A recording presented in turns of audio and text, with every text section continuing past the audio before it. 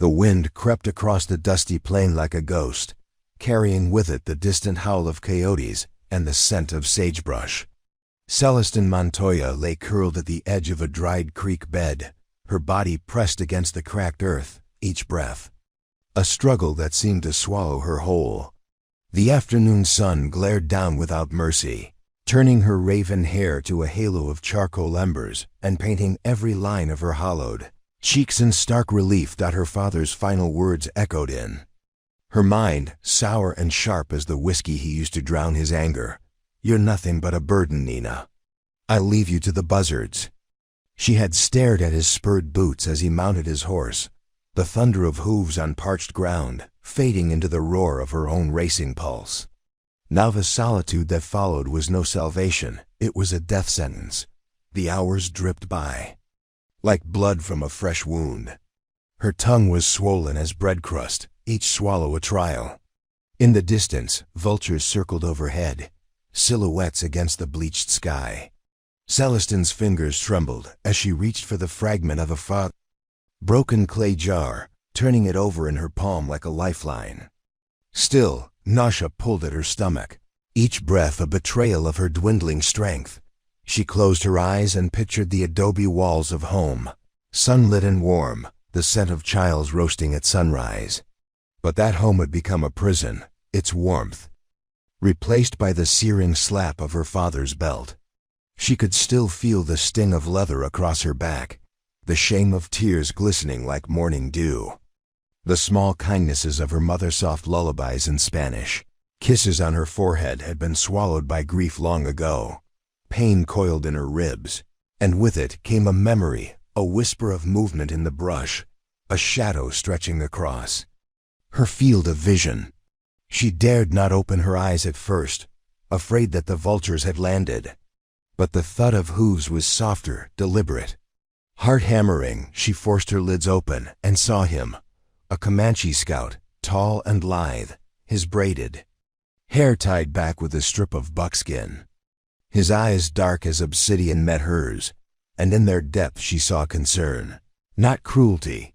He dismounted with the cautious grace of a cat, scanning the horizon as if expecting danger to materialize. Without a word, he knelt beside her, one gloved hand hovering over her shoulder. She flinched, but he only offered a small smile, gentle, reassuring. From the pouch at his belt came a scrap of cloth damp with water.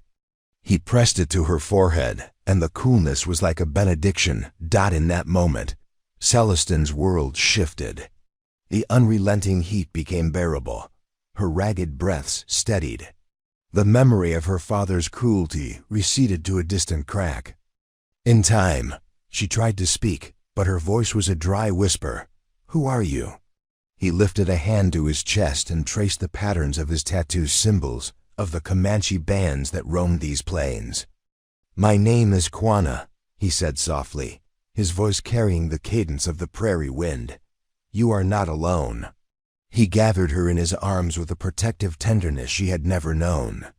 With slow, deliberate movements, he hoisted her onto his saddle behind him, wrapping her arms around his waist. Each pulse of his horse beneath them was a promise of refuge, a rhythm forging hope in her shattered heart. As the sun dipped low, painting the horizon cinnabar and gold, they rode toward the sheltering silhouettes of cottonwoods along the riverbank.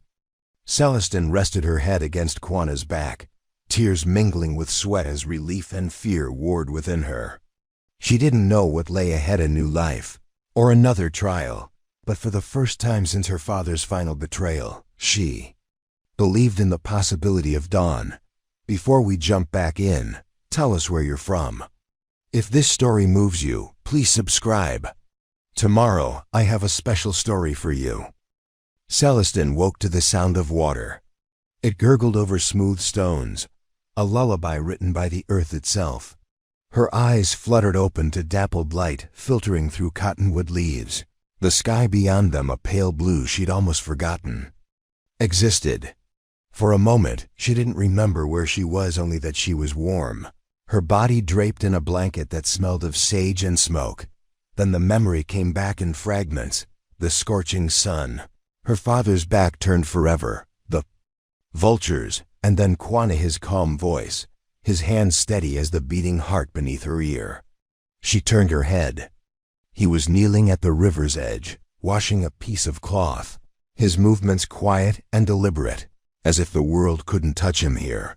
She tried to sit up, but a stab of pain shot through her side. A small sound escaped her throat, and Quanah looked over his shoulder. Their eyes met. She wanted to flinch away, but found she couldn't, not from him.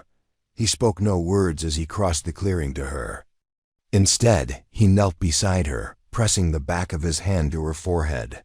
Satisfied, he offered a nod and then opened a leather pouch, pulling out a small bundle of dried herbs. He crushed them in his palm, the scent bitter and sharp. "Eat," he said, holding the medicine to her lips. The taste made her gag, but he steadied her head with a touch that was more a promise than a command. "Strength will come," he added, voice low. "Sleep helps, but food feeds the bones."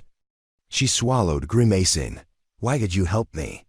Her question was a threadbare thing, its edges frayed by doubt. Why save the daughter of a man who would have spat in his face? Quanah looked at her for a long moment, eyes dark as river stones. "You do not deserve to die for another's cruelty," he said. "Out here, life is not wasted so easily. The land teaches us that." He returned to the fire he'd built beneath the cottonwoods. Celestin watched him tend it, adding small branches, feeding the flame like an old friend. He moved with a patience she'd never known in her father's house, where rage lived in every creaking floorboard. The sun climbed. Birds called out from the branches overhead, small flashes of life in the hush of the riverbank. For a while, she drifted in and out, half lost in the sound of Quanah humming to himself. It wasn't a tune she knew, but something in it calmed her, stitched her frayed mind together one note at a time. When she woke again, he was beside her, mending the frayed edge of a blanket. His fingers worked the needle with practiced care. Celestin stared, fascinated by the contrast between the scars on his hands, nicks, and burns, tiny stories of survival, and the gentleness with which he handled the cloth. "Where will we go?" she asked, her voice cracked. "My father, Quanah didn't lift his eyes from his work. "Your father is gone. His shadow does not follow you now." She swallowed back the memory of her father's boot heel in the dirt, the bruises on her arms. "And the others? People will talk." Quanah's lips twitched, just enough to make her wonder if it was a smile. "People always talk. Let them. You are alive. That is all that matters." He paused, threading another stitch. "When you can ride, we will go west. Find a place that does not know your father's name. There is land where the grass grows taller than a horse's shoulder. Water that tastes sweet. You will be safe." Safe. The word slipped under her skin like warmth in winter. But doubt was a stubborn thing. What if he comes back? This time, Quanah did meet her eyes. Then he will find that the girl he left behind has teeth. She felt the spark, then small but fierce. It surprised her, this fragile ember of defiance. She'd never spoken back to her father, never imagined she could stand against him. But Quanah said it like it was truth, and some part of her wanted to believe it. He rose and offered her a hand. She hesitated, then took it. His palm was calloused but warm, grounding her in this new reality.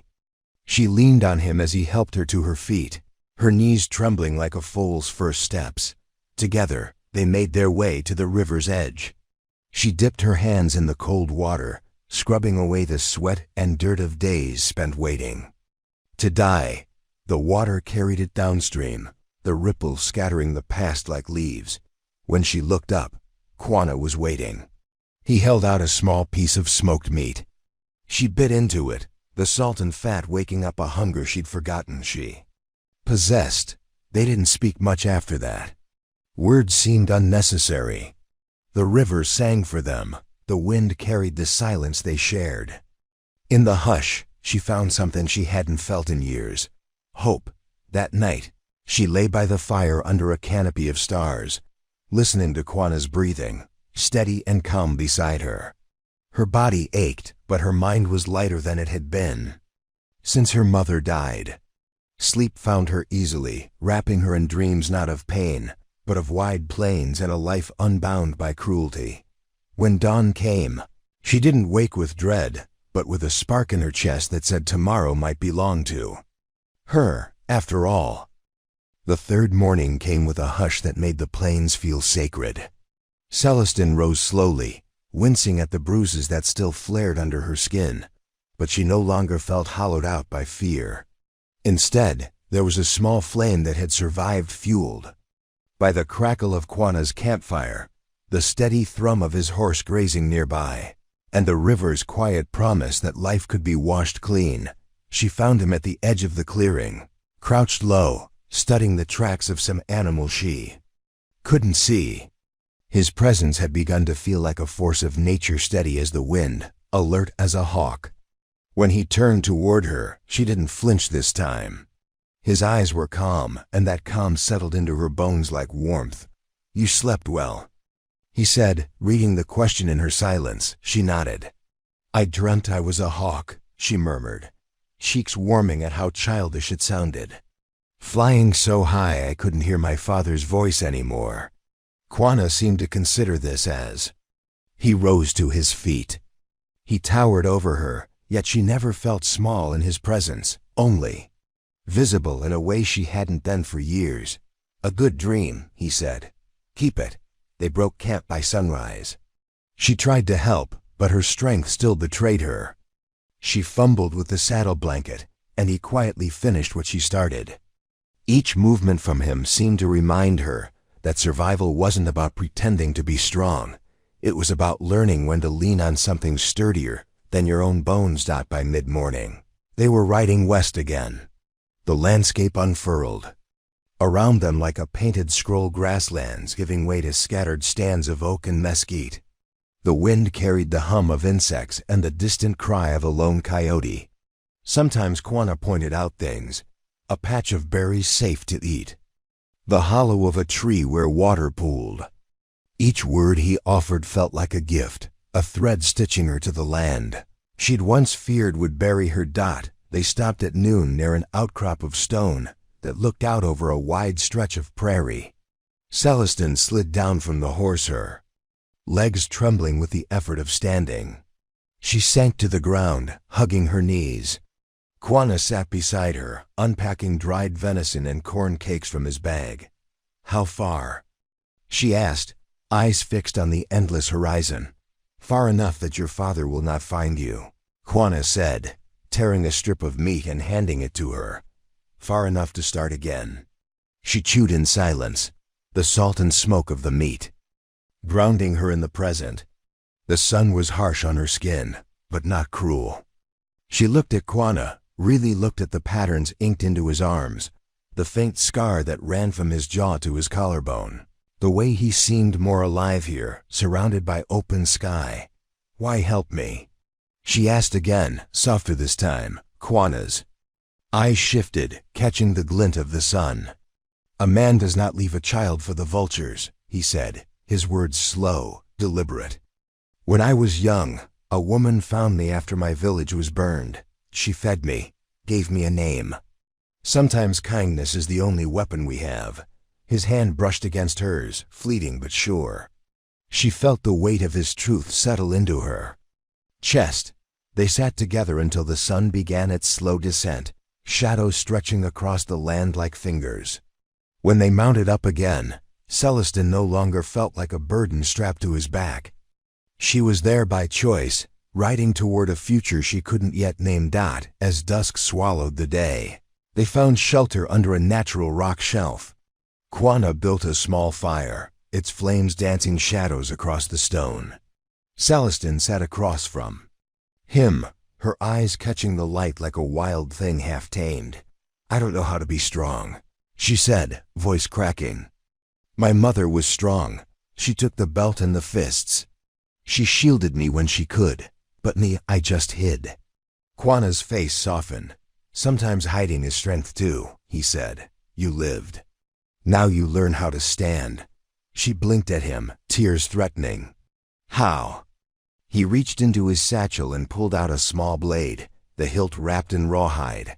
Hold this, he said. She hesitated but obeyed, the weight of it foreign in her hand. Your father used his hands to take power, Quanah said. Out. Here, you learn to take it back. This is not for killing yet. It is for reminding you that you are not helpless. She looked at the blade, her reflection warped in its rough edge. She felt the tremor in her hand but did not let go. The flames cracked and popped, each spark a whisper of what could be. That night, Celestin did not sleep easily. She woke too. Every sound, the rustle of wind, the call of a night bird, the creak of the horse shifting its weight.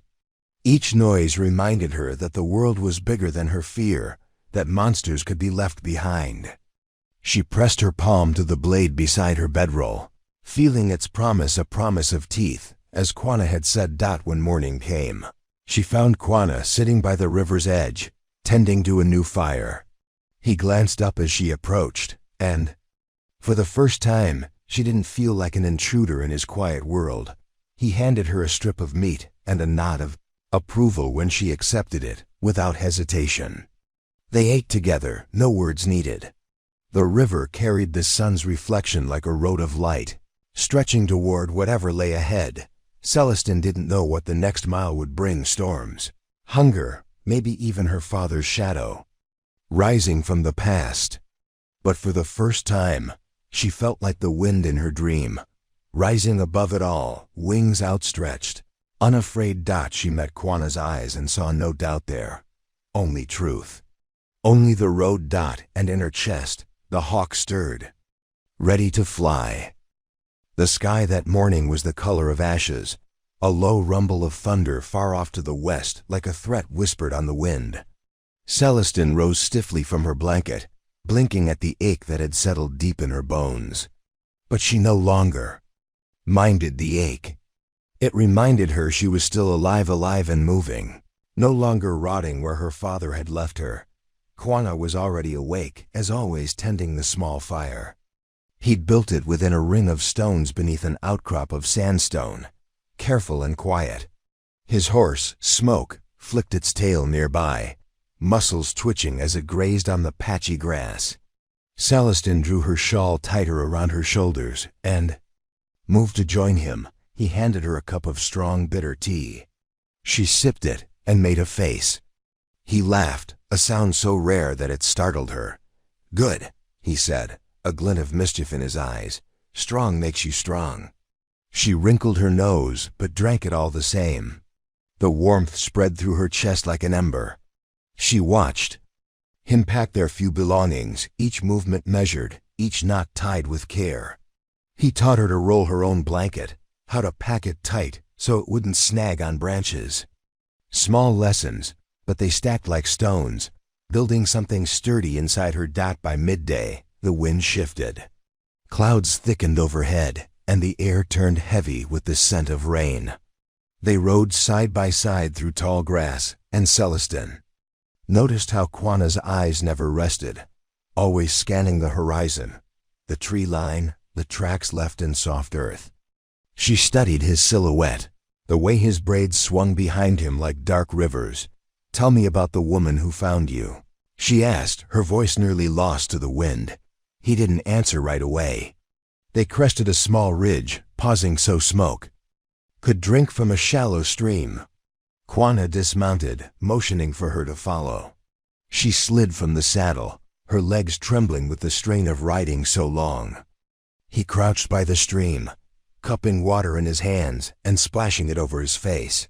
She was old, he said finally, his voice low. Her eyes like an eagle's. She found me after soldiers burned my village. I was hiding beneath the ashes, too afraid to run. She took me to her people, Comanche. She gave me her name, taught me to listen before I speak, to wait before I strike. Celestin dipped her own hands into the stream, cold water numbing her skin. Do you miss her? I carry her in here. He tapped his chest. Same as you carry your mother, Celestin swallowed. The water reflected a pale, thin face that didn't look much like the girl she remembered. Her mother's lullabies drifted through her thoughts, half-forgotten Spanish words, the smell of roses and cornmeal. She let the memory settle. It hurt less now, though it still hurt. They moved on as thunder grumbled closer. When the first fat drops fell, Quanah found a stand of willows beside a dry creek bed. They sheltered there as the rain came in earnest, drumming on leaves like 1,000 drums. Celestin huddled beneath her blanket, shivering at first until Quanah pulled his own blanket around her shoulders. They sat side by side, watching the world wash itself clean. "Storms pass," he said, as if reading her thoughts. "If you stand, they cannot drown you." Celestin pressed her palm to the hilt of the small knife he'd given her. She traced its worn edge with her thumb. The steel was cool, solid. She wondered if her father was still alive, if he ever thought of the daughter he left behind. The thought used to fill her with dread. Now it brought a spark of anger, hot, cleansing. "Teach me," she said suddenly. "To use this." Quanah raised an eyebrow. "To kill?" She shook her head. "To stand." So he did. They waited. Out the rain in that stand of willows, the fire crackling low as dusk crept over the soaked plains. Quanah showed her how to hold the blade, not too tight, not too loose. He placed his hands over hers, guiding her grip until the metal felt like an extension of her fingers. He used a stick to demonstrate strikes, blocks, how to move her feet. She stumbled, swore under her breath, and tried again. Each time she failed, he made her repeat the motion until her muscles ached. By nightfall, her legs trembled, and sweat traced a path through the dirt on her brow. When they finally rested, Celestin's arms felt like lead. But when she lay down beneath her blanket, the knife close at hand, she felt something fierce beating inside her chest, a drum stronger than the storm. She dreamed again. This time, she was no hawk but a coyote, weaving through darkness on sure feet.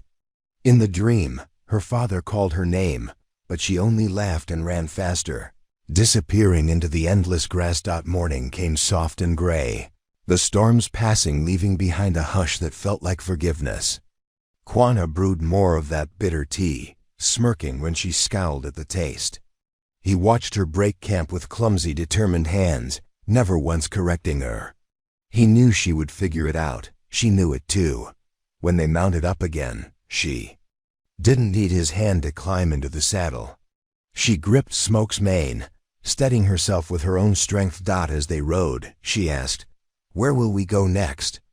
Quanah pointed west, where the plains rose to meet the sky. "To a place with no fences," he said, "where no one owns you. Where you choose your name." Celestin nodded, the weight of his words wrapping around her like a second skin. The knife at her belt was small comfort, but it was hers. The horse beneath her was no longer a prison but a promise. She looked back once. At the trail behind them, 2 lines of hoofprints cutting through wet earth, already fading with the wind. She didn't mourn what they left behind. She didn't fear what lay ahead. With each mile, she felt herself changing. Not into something new, but into something older than fear, like the river, like the wind, like the earth that never asks permission to keep growing. She rode beside Quanah, the thunder now a memory, the storm in her chest only just beginning to rise. The user asked for the next part, so produce the next chronological chapter. Do not edit the existing part 5. This text doc is fine as is. The next step is to write part 6, ensuring it continues directly from the last line, with the same cinematic style, natural progression, no flaws as specified. The assistant should output the new part as a fresh canvas document. Dawn's first light found Celestin wide awake, the sky a bruised lavender above the rolling hills. Her breath formed clouds in the chill morning air, and the scent of juniper hung sharp in her lungs. She sat at the edge of camp, knife in hand, edges polished by yesterday's lesson, and watched the sun climb, Quanah emerged from the trees, carrying a makeshift tracking kit, charred sticks to mark paths, a length of sinew, and a small pouch of crushed roots for marking scents. He sat beside her without a word, his gaze sweeping the valley. "Ready?" he asked, voice low like the wind through the pines. Celestin nodded, her throat tight with anticipation. She felt the hum of possibility under her skin. They stepped into the forest, boots silent on the carpet of pine needles. Birds called overhead, startled into the new day by their presence, and squirrels scurried as if racing them. Quanah stopped at the first sign. A broken twig, scuffed earth where something heavy had passed.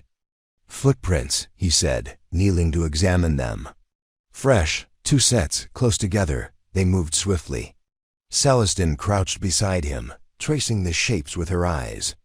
She could see the drag of a pack strap, the imprint of leather. When she touched the earth, the vibration was faint but distinct. "Follow," Quanah whispered. They moved in tandem, a rhythm born of shared purpose. Celestin's heart thrummed as she learned to read the subtle signs. The angle of a broken branch pointing west, the way a cluster of leaves lay crushed in a diagonal line. Everywhere, tracks whispered of motion: animal, human, urgent. They came to a creek swollen with spring runoff. The tracks led to its bank, then paused. Quanah stepped forward, wet up to his knees, and waded to the shallow bend where hoofprints sank into soft mud. "Horses," he said. "2 mounts, bound northeast." He dipped his fingers into the water, then pressed the wetness onto a strip of cloth. "Mark this on your wrist. Fresh blood one is injured." Celestin tasted excitement, sharp and wild. Her father's daughter, left to die. But now a tracker, a fighter, a girl who bled and rose again. They crossed the creek, her boots sucking in the mud, and followed the slick prints into a narrow ravine. The walls closed in, ancient layers of rock streaked with moss. Sunlight flickered through the branches above. Halfway through the ravine, they paused at the sight of blood on a stone ledge dark and congealing. Quanah knelt, pressing a finger to test its freshness. Hours old, struggle. He looked at Celestin. "Stay close." Celestin's pulse quickened. She gripped her knife, the weight familiar, comforting. She followed Quanah through the narrowing corridor, every sense alive to the slightest shift in air pressure. The faint rustle of a lizard's tail dot. At the end of the ravine, the path opened onto a hidden plateau. Before them lay a small camp, a lean-to of blankets and poles, a smoldering fire, and 2 men slumped against a fallen log. One wore the heavy leather of a trader. The other was in tattered work clothes, sweat and dust matted into his hair. Both bore fresh wounds. Quanah held a finger to his lips.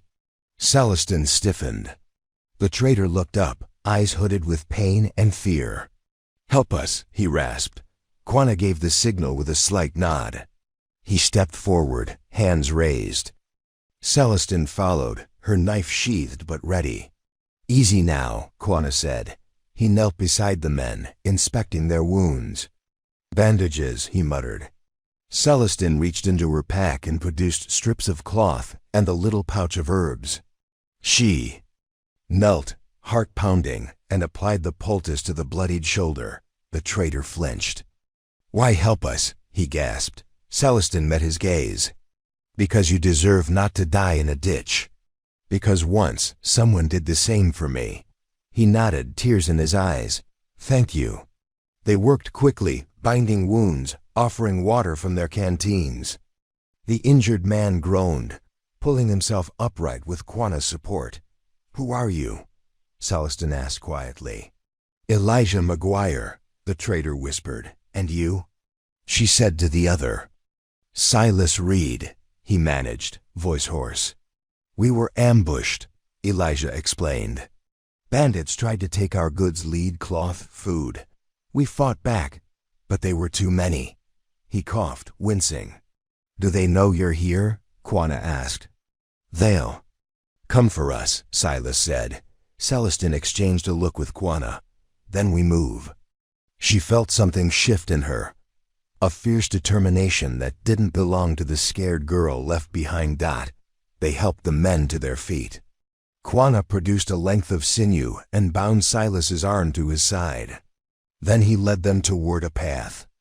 Winding down the plateau's edge, they traveled swiftly, Silas supported by Quanah, Elijah leaning on Celestin's arm.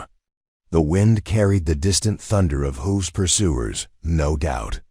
"Hold on," she whispered, guiding them down a steep slope where rocks jutted like teeth. They reached the bottom, a shallow canyon opening onto the plains. Celestin looked back once, expecting to see mounted figures cresting the plateau. Instead, the ridge was empty, save for a lone hawk circling overhead. "They missed their chance," she said softly. Quanah smiled, a rare warmth in his eyes. "Luck favors those who persevere." They pressed on under the gathering clouds. Celestin felt the ache in her limbs, the burn of exertion, but also a deep, resonant pride. She was no longer the girl her father abandoned. She was a rescuer, a tracker, a warrior in her own right. They reached a sheltered bend in a river as dusk fell. Quanah built a small fire, its flames dancing in the gathering gloom. Celestin sat with Elijah, offering him water. "I owe you my life," he said, voice trembling. She set the cup down. "No one deserves to die alone. None of us should have to." As the fire crackled, Celestin caught Quanah's eye across the flames. In that silent exchange, she felt her journey deepen.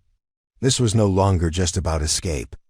It was about forging a path of her own choosing, a path that protected those in need and burned away the echoes of fear. And when the first raindrops began to fall, she closed her eyes, welcoming the storm. The storm broke overnight, leaving the canyon's air crisp and washed clean. Celestin awoke to the scent of wet stone and wild sage. Droplets clung to her shawl, glistening like tiny crystals. She stirred, the ache in her muscles a reminder of yesterday's trials. Yet beneath it, a pulse of exhilaration thrummed. Another dawn survived. Quanah was already standing, gathering water from the river.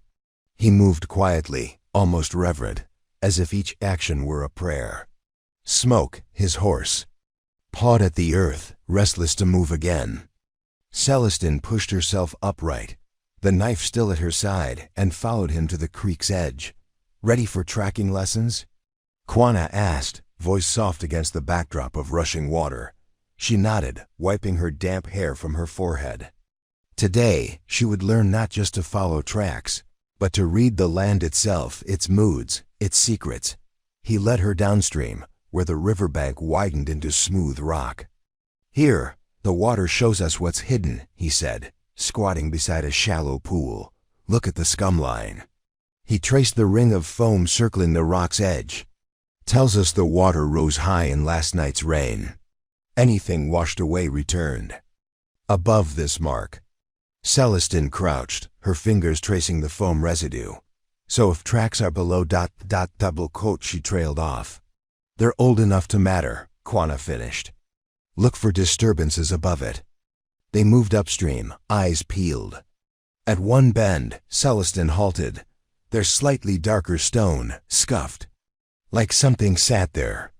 She pointed to a slate patch where the scum line had been broken. "Good eye," Quanah praised. "Now feel the rock's temperature." She pressed her palm against the stone. It was cool, but patchy areas warmer where rainwater hadn't settled. "Someone warmed here, yes?" He nodded. "A traveler, maybe wounded. Moved on when the pain became too much." Her heart quickened. Could this be trail of others in need, or enemies? The wind whispered through the pines. They continued, and soon the trees thinned, revealing a meadow dotted with wildflowers and scattered boulders. In the center stood a solitary figure, a woman, her skirts torn, a bundle of cloth clutched to her chest. She rocked gently back and forth, humming a lullaby that drifted across the meadow. Celestin froze. Her mother's lullabies. Quanah raised a hand to halt her. Approached together. Slowly. They walked as one, soft steps on grass that still carried dew. The woman's song faltered as they neared. "Please," the woman whispered, voice ragged. "Help my child." "Where?" Celestin asked, heart pounding. The woman pointed to a thicket nearby. Celestin waded through thorny branches and found a small clearing. A child, no older than 5 summers, lay curled on a bed of ferns, eyes closed, breathing shallow. His face was pale, lips cracked. She knelt, pulling her shawl aside. "Quanah, herbs now." He knelt, crushing roots and mixing poultice on a flat stone. Celestin laid the child in her arms, feeling his frailty like a whisper against her own. "Strength, what happened?" she asked the woman.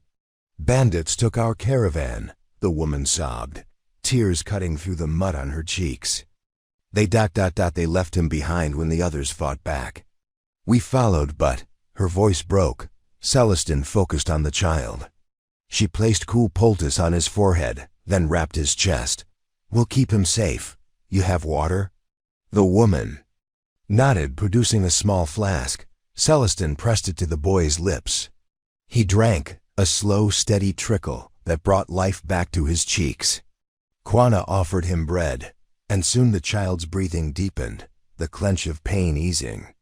The boy opened his eyes. He saw Celestin and smiled weakly. In that smile, fear cracked open. Celestin stood, dusting her hands. "He's strong.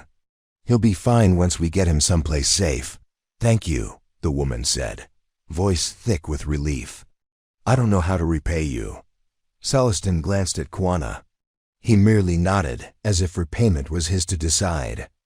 She looked back at the woman. "Find your strength. Hold on to it. It saved him. To survive is to fight." They guided the woman and child through the meadow toward a copse of oak where the grass grew tall. Quanah showed Celestin how to fashion a makeshift stretcher from branches and blanket. They carried the child between them. The woman walked beside her, hand gripping Celestin's dot at dusk. They reached a ranger's cabin, abandoned but sturdy.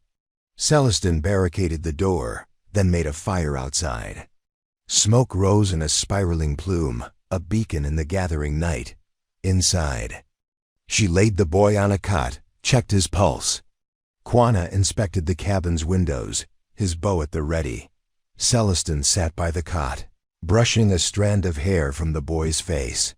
She whispered soft words in Spanish lullabies her mother once sang. The boy dozed, a peaceful weight in her arms. Outside, Quanah approached the door. "This is as far as we go. He must rest." She nodded. "I know." She stood, heart heavy. "What about you?" He met her gaze, moonlight illuminating his face. "I go where I'm needed next." "But this," he gestured at the cabin. "This place is yours now." Her breath caught. "Mine? You've saved lives today," he said. "You protect what matters." "This is a beginning, Celestin." She swallowed, tears pricking her eyes, but she held them back. "Thank you, Quanah." He turned, disappearing into the shadows with smoke at his heels. Celestin watched until he vanished beyond the trees, then returned to her charges. Morning found her tending the boy, his mother resting unsteadily in a corner. Celestin realized the land had taught her more than survival. It had given her purpose. No longer merely running from her past, she was running towards something, a life built on compassion and strength. As the sun climbed, she stepped outside, the empty plain stretching before her like an open page. She closed her eyes and heard the wind whisper her name, and she answered, ready for the next chapter of her own story. Morning light filtered through the cracks in the cabin walls, painting Celestin's face in golden streaks. The hush of dawn felt sacred, as if the world paused in reverence.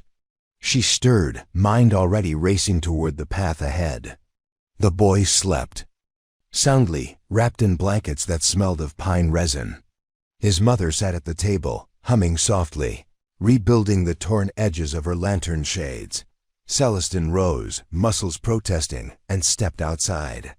The plain stretched endlessly, dew-kissed, and silent. Smoke grazed nearby, the Comanche's horse tethered to a post. She ran her hand along its flank, feeling the warmth beneath her palm, a living testament to the journey they'd shared. A soft creak behind her made her turn. Quanah emerged from the tree line, bow slung over his shoulder and a bundle of sage in hand. "He's resting well," she said, nodding toward the cabin. He inclined his head. "The world is waking. We should move before travelers come looking," she swallowed, watching him. The quiet strength he carried always surprised her, like a mountain that took breath. "I want to go with you," she said, voice trembling with resolve. "I cannot stay here."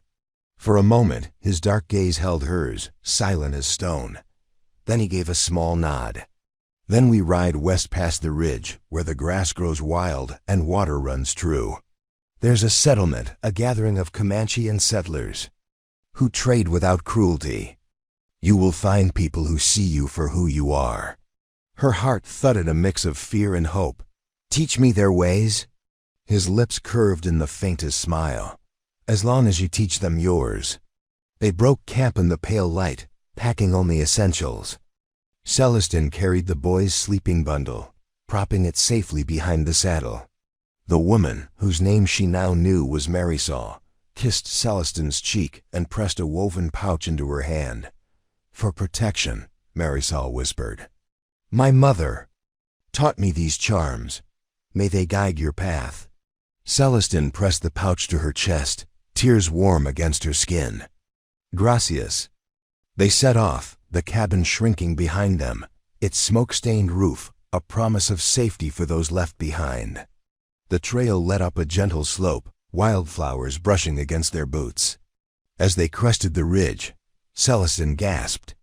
Below lay a broad valley, dotted with tents and wagons painted in bright colors, windmills turning in the breeze, and groups of Comanche scouts conversing with settlers, all blending as if woven into one tapestry.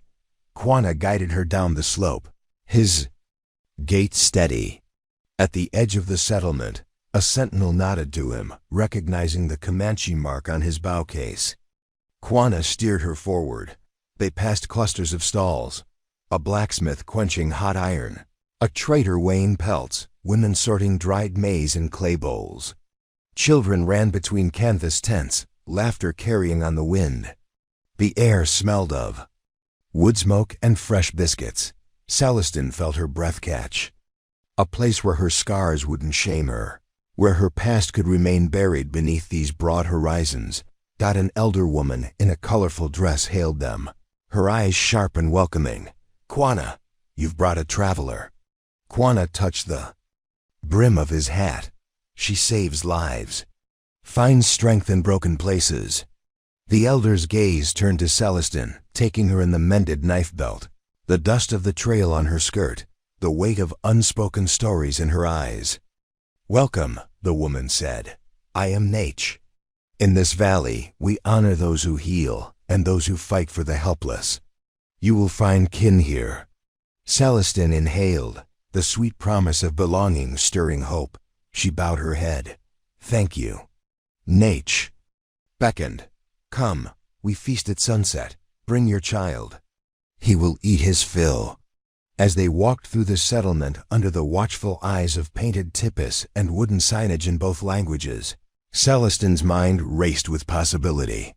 She saw children like the boy she'd saved, freckles dusting their cheeks, rejoicing in freedom. She saw a healer mixing herbs by a stream, another face like hers, offering solace instead of judgment. And at the heart of it all, men and women, sharing laughter, trade, and the kind of peace she never thought to find. They reached a pavilion woven from willow branches, sunlight dancing through the lattice above. Nache guided them to a low table laden with venison stew, cornbread, and dried fruit. Settlers and Comanche alike sat cross-legged, passing bowls, breaking bread. "Eat," Nache urged. "This land is generous to those who respect its gifts." Celestin hesitated only a moment before sitting and taking a spoonful of stew. The flavors rich, smoky, alive with pine nuts unearthed memories of her mother's cooking, tender and nourishing. The boy gurgled in delight beside her, reaching for a piece of sweet cornbread. As she ate, Celestine felt something within her shift. The ache of survival faded, replaced by a sense of purpose. She was not just the girl left to die. She was a healer in the making, a scout, a bridge between worlds. Quanah sat across from her, watching the exchange. When their eyes met, he nodded once, a silent blessing. The feast continued, voices rising in song and story. Nate raised her hand for silence, then spoke in both Comanche and English. "Tonight, we honor Celestine Montoya, survivor, warrior, and healer. May her story remind us all that from broken earth, new life can bloom." A cheer rose, low at first, then rolling across the valley like thunder. Celestine's cheeks warmed. She rose to her feet, standing before the gathered crowd, the pouch of charms at her chest.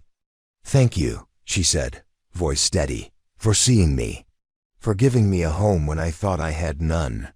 I pledge to protect this valley, to heal its wounds, and to stand as guardian for those who cannot stand." The crowd cheered again, the sound resonant and true.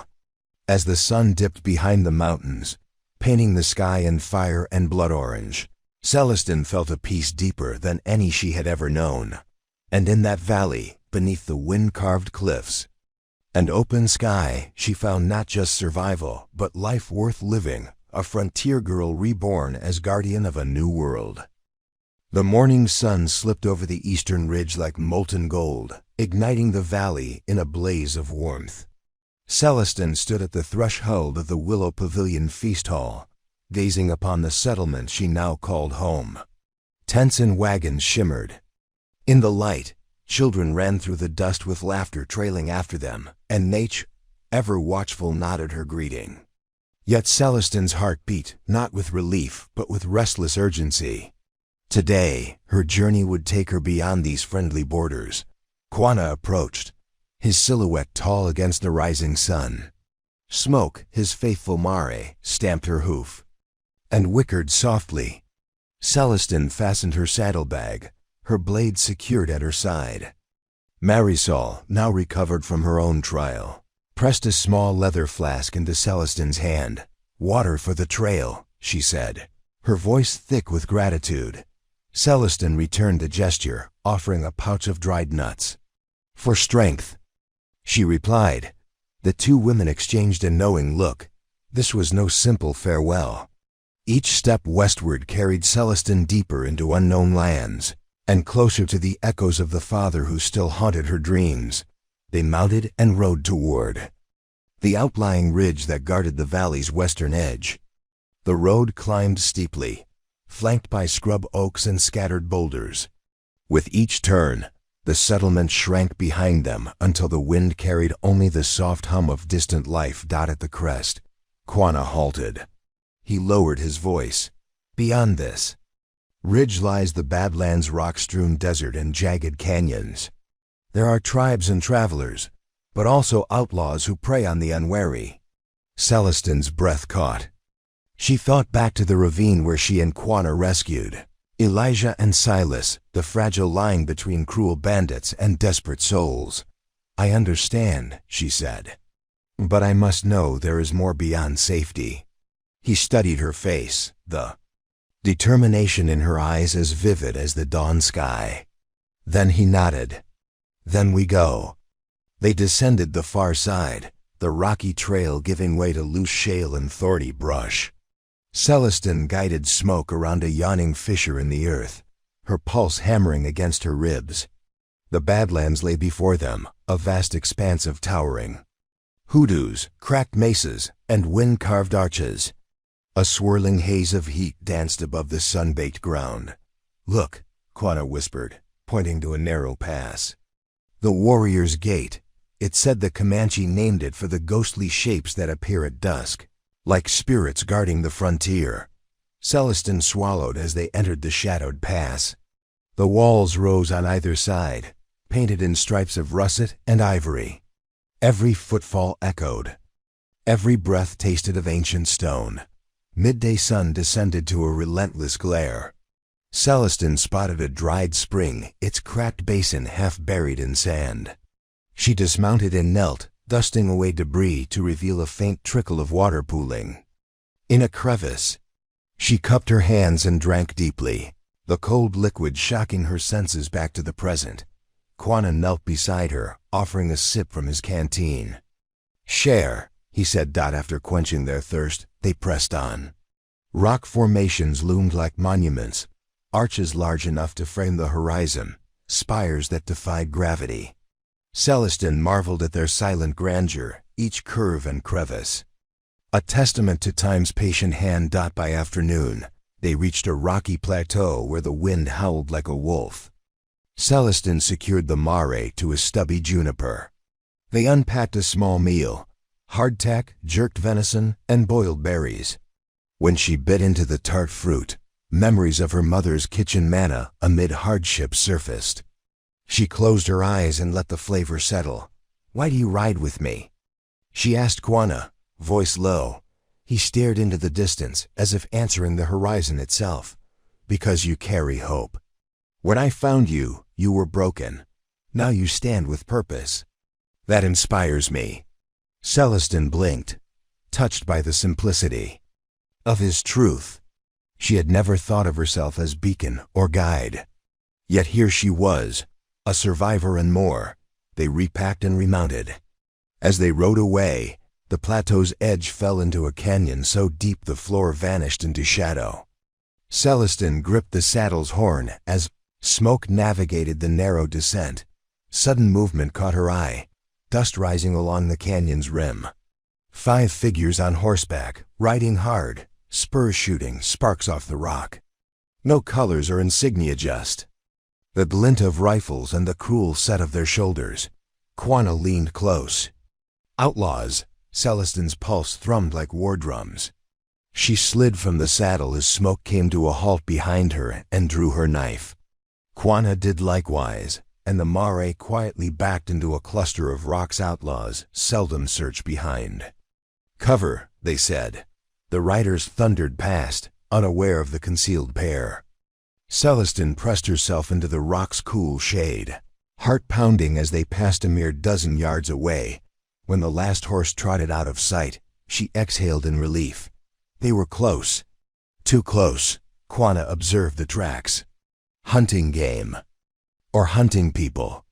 She flicked a handful of sand at the tracks leading away. Either way, we're in their territory now. They remounted in silence, every sense on edge. The canyon walls narrowed and the light dimmed until dusk. Finally, they reached a ledge overlooking a hidden oasis, a grove of cottonwoods and a pool of clear water, its surface unmoving. "Here," Quanah said. "We rest." Celestin unsaddled Smoke and led her to drink.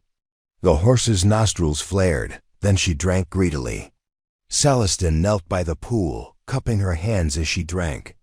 The chill water soothed her parched throat. As darkness fell, they sat beside the pool, backs to the stone. Celestin built a small fire, its light flickering across Quanah's face. He watched her, a question in his eyes. "You have no fear," he said softly. She paused, poking at the embers with a stick. "Fear lives in me," she replied quietly. "But I don't let it choose my path." He nodded, respect shining in his gaze. "Then you are truly strong." The oasis offered quiet respite, but Celestin's thoughts drifted to the riders Hunter's Inn. The wild, indifferent to lives in their wake. She lifted her knife, studying its edge. "Tomorrow," she said, "we find whose trail that is. And we decide if they will harm another." In the hush of the Badlands, her promise hung in the firelight, as resolute and sharp as the blade in her hand. Her journey had become more than escape. It was a crusade for justice, and each sunrise would test her resolve anew. Morning mist clung to the Badlands, ghosting between hoodoos like breath from ancient bones. Celestin stirred near the dying embers, the taste of grit on her tongue, her limbs heavy but restless. She flexed her fingers around the knife hilt. Resting at her side, the weight grounding her in this raw place where fear and purpose fought for every heartbeat. Quanah crouched at the oasis's edge, inspecting the canyon walls beyond the pool. His eyes scanned the chalky cliffs where the outlaw's tracks had vanished the night before. He glanced back at her once, as if measuring what she'd carried this far, and what she would carry today. She rose, boots whispering through dewy grass. "Tracks are old now?" she asked. Quanah shook his head. "Older, but not gone. They will circle back for prey." Celestin wiped her face with the hem of her shawl, cool and damp from the night air. "Then we don't wait. We find them before they find others." They packed swiftly, coals buried, saddlebags tied, smoke fed and ready. The first light broke over the canyon's lip in splintered shards, revealing stone outcrops like the spines of sleeping beasts. They rode single file, eyes ever on the flicker of sign, a displaced pebble, a scrap of cloth snagged on mesquite, the faint impression of horseshoes in dry silt. By mid-morning, they found a lone boot print pressed into a bend of dry creek bed. Quanah knelt, tracing the heel. "One stayed behind," he murmured. "Guard or scout?" Celestin's jaw tightened. She crouched, studying the print's depth, the drag of a limp. A face surfaced in her mind. Her father's men, boots just like these stomping the world small. She felt the old rage spark beneath her ribs, familiar as a heartbeat now. They tracked higher, up narrow switchbacks where the scrub gave way to open rock shelves. The sun climbed with them, merciless and bright, bleaching color from stone and skin alike. Each gust of wind brought dust and memory, but Celestin kept moving, the rhythm of her breath steady. They halted at a bluff, hidden by scrub oak. Below, a makeshift camp sprawled in the shadow of an overhang. 4 riders, their horses restless, gear scattered. A 5th man limped between the rocks, peering westward, rifle slung but within easy reach. Celestin studied their faces, scarred, burnt by wind and cruelty. Her pulse quickened, but didn't break rhythm. She felt Quanah's hand on her shoulder, grounding her. "This fight is not glory," he said, voice a low wind in her ear. "It is necessity," she nodded. "I know." They slipped around the bluff's edge, moving through low brush until they were downwind of the outlaw's tethered horses. Quanah motioned, spook the mounts, sow confusion. "Then strike." Celestin crept close, heart drumming steady. She drew the knife free, its edge a promise. She cut the lead rope on the first horse, then the second. When the last rope snapped, she slapped the flank with her palm hard. The horses screamed and bolted, thunder on stone. Shouts rang out as the outlaws scrambled, rifles half raised, curses ripped by the wind. Celestin moved like water. She circled wide, eyes locked on the Vizi. Limping scout. He turned too late. Her knife was at his throat, her breath calm as his fear stuttered out in a single gasp. "Don't," she hissed. "Your fight is done." Quanah's bow sang a single arrow, swift and silent, felling another rider as he reached for his gun. The other 2 spun, eyes wild, firing blindly into brush and stone. But the canyon swallowed their shots like rain. When the dust settled, one outlaw lay face down, groaning. The other ran for the open desert, boots slipping in gravel. Celestin stood, watching him vanish into the rising heat shimmer. She did not give chase. Some ghosts deserve to run alone and afraid. Quanah joined her, retrieving his arrow with methodical care. He glanced at the man Celestin had disarmed, who now cowered against the bluff wall. "Who else comes?" Quanah asked. The scout shook his head, eyes wide. "No one. We just the 5 of us. We take what we can, no more." Celestin knelt, the knife glinting between them. "Then you leave it all behind," she said, voice low. "No more caravans. No more mothers and children left for dead. If I see your boots on my trail again, you won't run far." The man swallowed, nodded. He stumbled up and fled, limping into the badlands where the wind would gnaw at his bones for years to come. Quanah touched her shoulder. "You did not kill him." "Not yet," she said. "Sometimes fear is the sharper blade." They searched the camp, freeing what meager supplies they found: hard biscuits, blankets, a battered tin of dried fruit.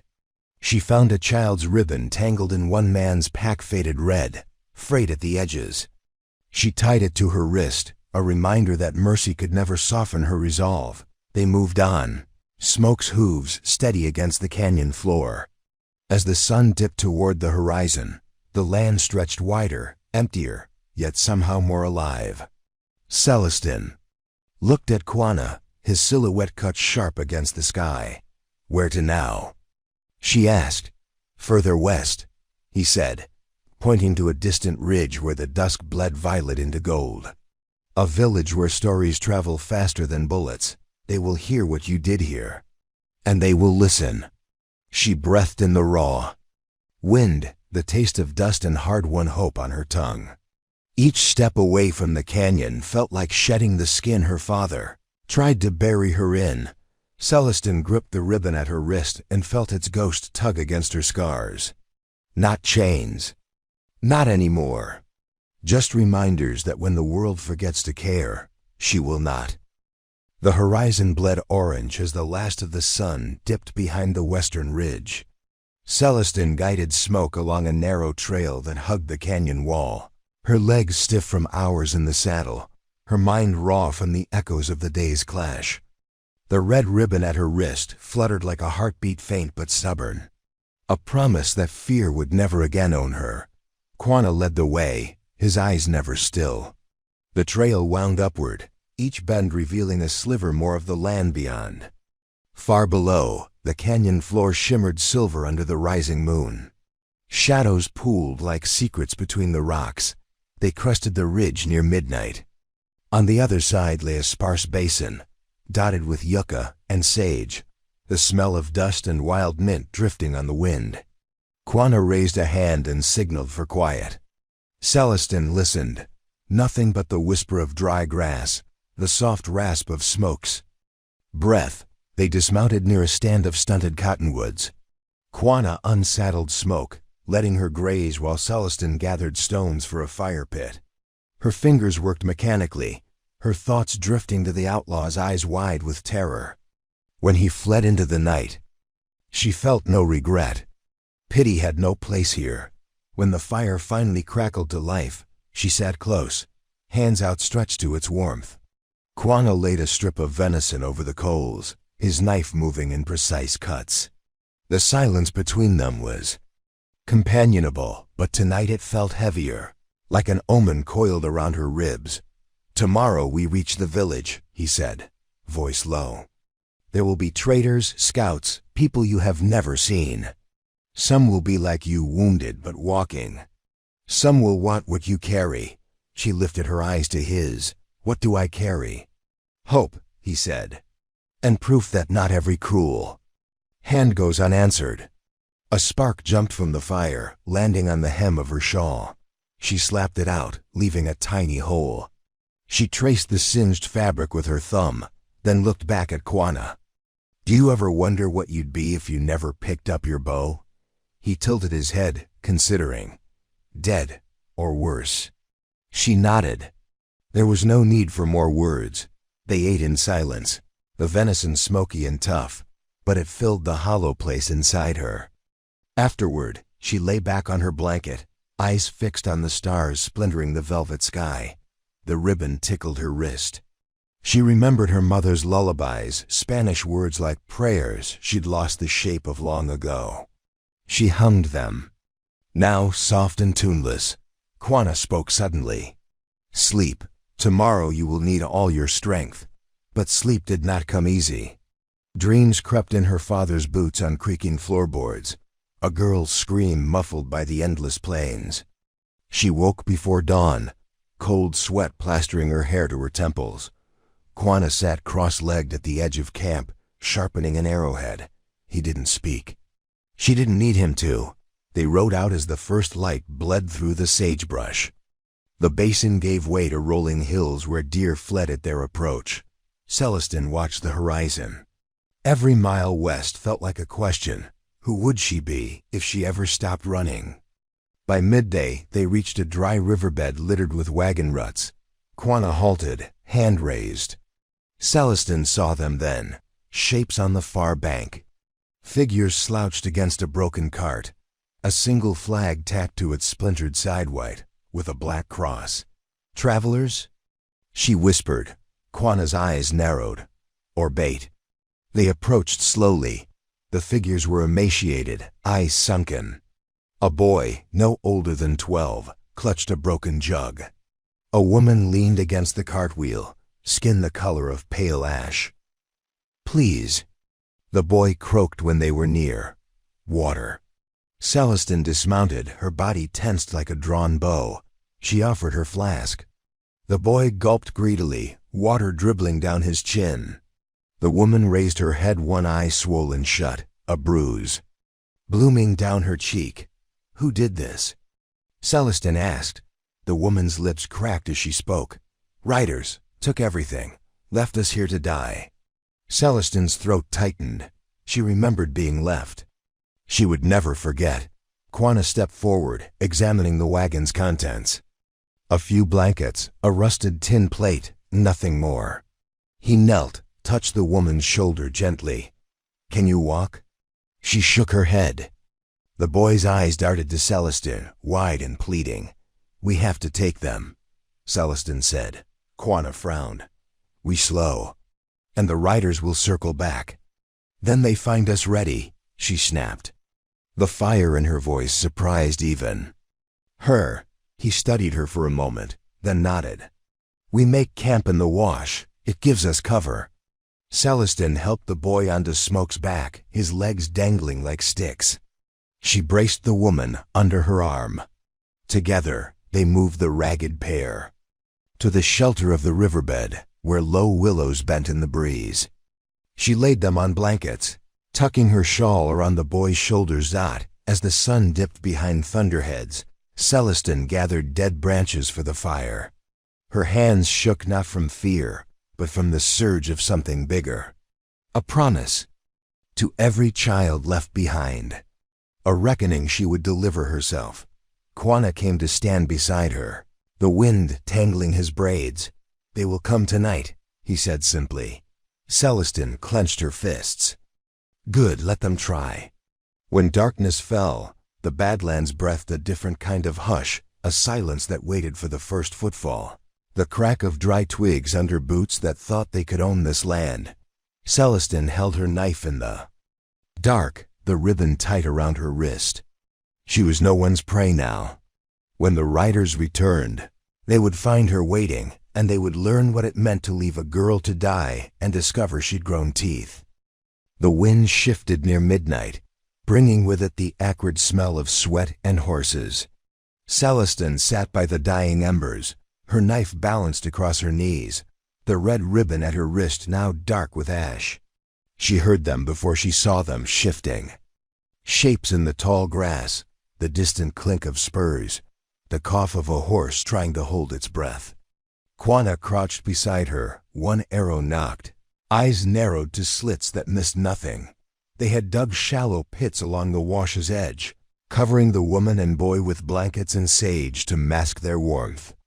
Only the faintest line of smoke curled from their fire now, more shadow than flame. The Badlands around them pressed close, walls of stone and dry willow that muffled every sound except the ragged beat of her heart. She didn't flinch when the first outlaw stepped from the dark boots crunching gravel. He was lean, feral-eyed, his hair stringy with sweat. He carried his rifle loosely, confident as a man who never paid for his cruelties. He whistled.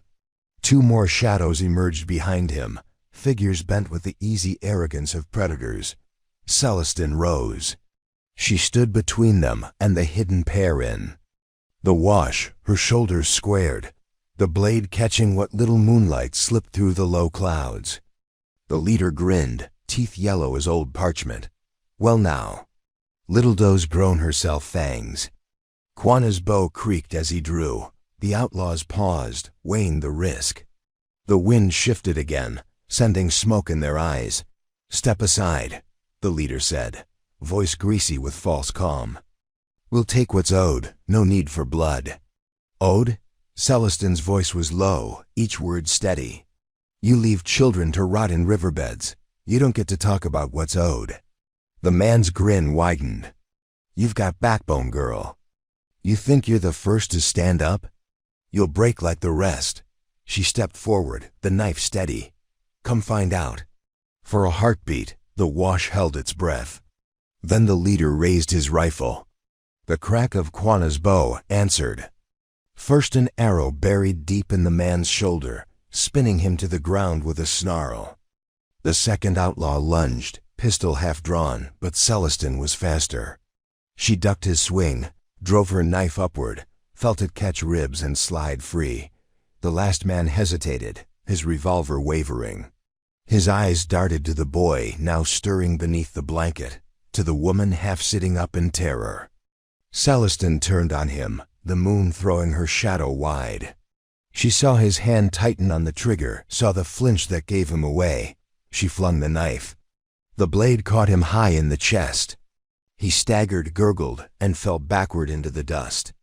Silence slammed down like a hammer. Only the wind spoke, rustling through the dead sage. Celestin stood there, chest heaving. Quanah retrieved the arrow from the leader's shoulder alive, but whimpering, his courage gone to piss and gravel. Quanah's eyes met hers. "What do you want done?" She looked at the man clutching his wound, the wide whites of his eyes. She remembered the girl she'd been, left in a gulch by her own father, no one to stand guard in the dark. The same kind of men had left her. And now they found her not a carcass but a wolf. She stepped close, boots scraping dry dirt. "Go east," she told him, voice flat as stone. "Tell the next pack what waits in these hills. Tell them a girl you tried to break learned how to bleed you dry instead." The man nodded frantically, scrambling up, tripping over his own rifle. Quanah didn't even raise his bow as the coward fled into the scrub. They listened until the ragged footsteps faded into the hush of the Badlands. When it was done, Celestin retrieved her blade, wiping it clean with the tail of her shirt. She felt the boy's small hand grip her elbow.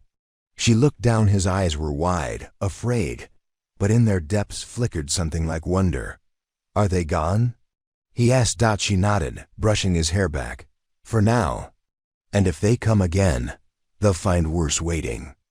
The woman wept quietly, shoulders shaking. Celestin knelt, pressing her forehead to hers. "You're safe tonight. That's more than they ever gave me." Quanah's voice came from the shadows. "We ride at first light. You're ready?" Celestin straightened. Her back ached, her wrists stung, her eyes burned from the fire and the blood. But in her chest, a cold, clear flame burned brighter than any fear. "Always," she said. She stayed awake until the eastern sky paled. Her knife lay across her knees, the ribbon fluttering in the pre-dawn breeze, red as blood, bright as dawn. She was not what her father made her. She was what she'd made herself, a frontier girl, unbroken, unafraid, waiting for whatever came next. Dawn broke cold over the wash, a thin veil of frost clinging to the sage and the battered wagon. Celestin stretched her legs, the chill biting her skin but sharpening her mind. She watched the sky change color, bruised purple, giving way to copper, then to gold. Beside her, the boy slept at last, his face soft and unguarded for the first time since they found him. The woman stirred under the blanket, exhaustion written in every line of her face. Quanah moved like a ghost through the brush, gathering what little they had left of the firewood.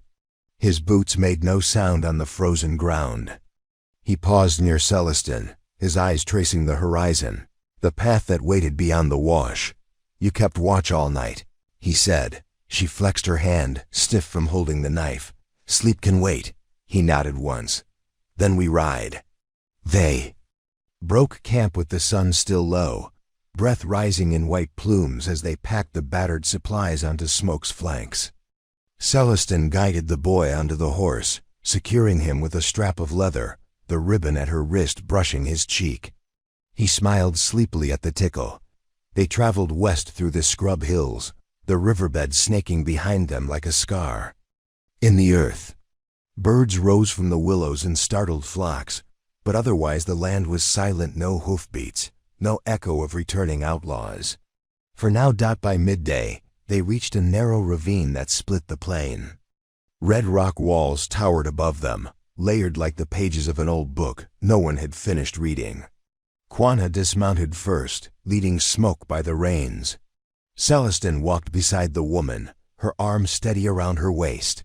The boy's small voice cut through the hush. "Will there be people?" Celestin glanced at Quanah. He answered without looking back. "If we make the ridge by nightfall, yes." The path twisted into switchbacks, so tight Celestin's shoulders brushed the canyon walls. She welcomed it. There was comfort in the stone pressing close, solid, unyielding, unlike people who promised safety and vanished when the storm came. Halfway up, Quanah raised his hand. Celestin froze. Ahead, 3 figures stood where the canyon widened. A man, a woman, and a girl of maybe 15, all wrapped in rough blankets, packs strapped to weary shoulders, refugees or bait. Celestin felt the tension coil in her neck. She slipped the knife from her belt, its handle warm from her skin. The man stepped forward. His face was drawn, but his eyes clear. "We heard there was safety west. Trade, water. We're not thieves." Quanah didn't lower his guard. "You? Alone?" The man spread his hands. "We were 6. The desert took the rest." He looked at Celestin then, as if seeing through the layers of blood and dust and the flame beneath. "You have a child, so do we." Celestin studied the girl. She clutched a thin shawl to her chest, eyes wide with hunger and disbelief. Celestin saw herself in that look, saw every mile she'd crawled to get here. She sheathed her knife. "Come with us. But keep your eyes open." They climbed as a ragged caravan, boots slipping on the scree, every breath a quiet vow that no one else would be left behind. By dusk, they crested the ridge and found what the old rumors had promised: a shallow basin, tents and lean-tos scattered like fallen leaves around a spring-fed pond. Smoke curled from small fires. People moved between them, Comanche, settlers, a few drifters who'd found purpose in keeping watch instead of running. A scout at the edge of the camp raised a hand in greeting. Quanah spoke low in his native tongue, gestures sharp and certain. The scout's eyes flicked to Celestin and the newcomers, then back to Quanah. He waved them in. Celestin stepped forward first, the boy clinging to her sleeve. The woman followed, lips cracked but smiling as she saw the pond glinting in the last light. Refuge temporary, fragile, but real. A woman emerged from one of the larger tents, her hair braided with feathers and beads. She was older than Celestin, but her eyes shone with the same fire. She introduced herself as Kiona, the caretaker of this little oasis. "Hungry?" Kiona asked, and when the boy nodded, she bent to ruffle his hair. "Good, then you've earned a place here." They settled near the largest fire. Bowls of thin stew passed from hand to hand. Celestin ate slowly, her muscles twitching with leftover adrenaline. The boy drifted off beside her, his head on her thigh. Kiona sat across the flames, watching. "You bring trouble?" Celestin didn't flinch.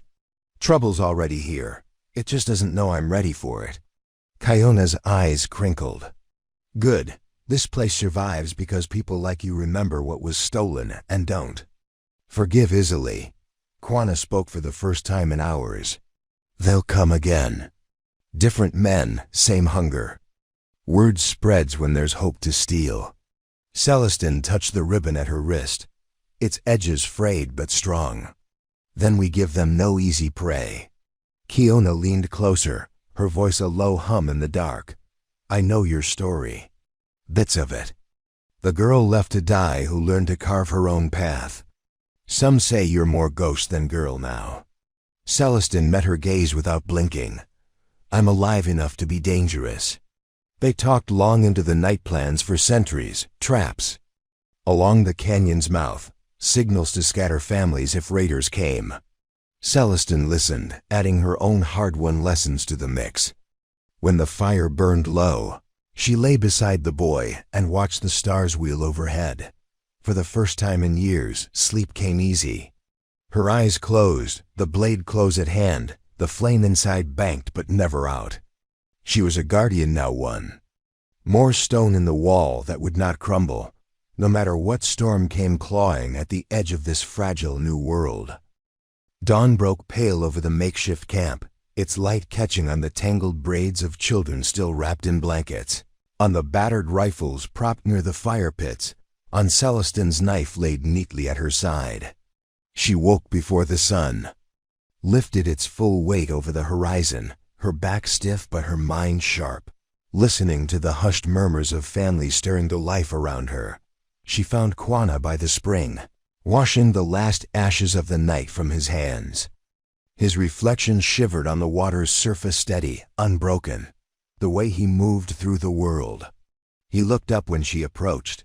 "They'll come," he said, voice flat as a stone dropped in deep water. "Might not be today. Might not be tomorrow. But they know there's something worth taking here now." Celestine crouched, cupped her hands, and let the icy water bite at her palms. "Good," she murmured. "They'll find out what it costs." They spent the morning strengthening the small barricades Kiona and her people had built, woven branches, reinforced with scavenged lumber, thorny brush dragged into choke points. Quanah taught the oldest boys how to string simple traps along the canyon's throat. Celestine showed the girls how to wrap cloth around boots to muffle footsteps, how to mark trail signs only they would read. Dat. No one asked if she was afraid. The way she moved told them all they needed to know. When the midday heat settled over the basin, Kiona called a meeting near the largest tent. Elders, a few traders, mothers with babes balanced on their hips. They gathered in a rough circle, dust curling around their ankles. Word came by runner. Kiona said, her voice carrying over the restless shuffling. "Riders were seen 2 ridges north. Too far to know if they're the same who hunt us, but close enough to be trouble." A murmur rose. A trader with one eye spit into the dust. "If they come, we can't hold. We're half-starved as it is." Celestine stepped forward, her boots stirring the dry earth. "You've held this place longer than any of them thought possible," she said. "Because you didn't wait for someone else to save you. If they come, we meet them where they think we're weakest. We show them they've walked into a bear's den, not a pen of sheep." The trader glared. "Easy to say when you've a Comanche scout at your back." Quanah's voice cut through, calm but hard. "Better you stand beside her than behind her, or you won't stand at all." Kiona raised her hand, silencing the talk. "We fight, but we choose how. We don't die for scraps, they will." The meeting broke into quiet planning. Mothers fetched extra water. Boys sharpened sticks into pikes.